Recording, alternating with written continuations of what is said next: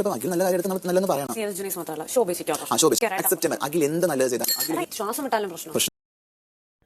Big boss Malayalam season 5 live അപ്ഡേറ്റിലേക്കാണ്.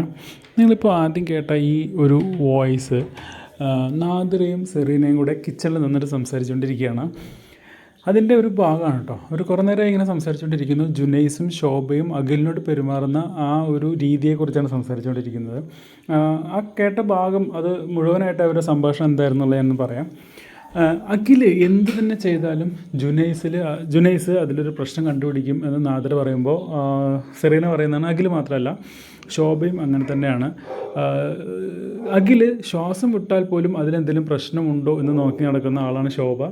അതിനുശേഷം പറയുന്നുണ്ട്, ഈ ഒരു ക്യാരക്ടർ അവരെ എവിടെ എത്തിക്കാൻ പോകുന്നില്ല, ജീവിതത്തിൽ പരാജയമായിരിക്കുമെന്ന് സെറീന വ്യക്തമായിട്ട് നാദിറയോട് പറയുന്നുണ്ട്. അപ്പോൾ നാദിറ പറയുന്നുണ്ട്, ഞാനും ഇത് സൂചിപ്പിച്ചാണ്, പക്ഷേ ചെവിക്കൊള്ളാൻ തയ്യാറല്ല എന്നുള്ളത്.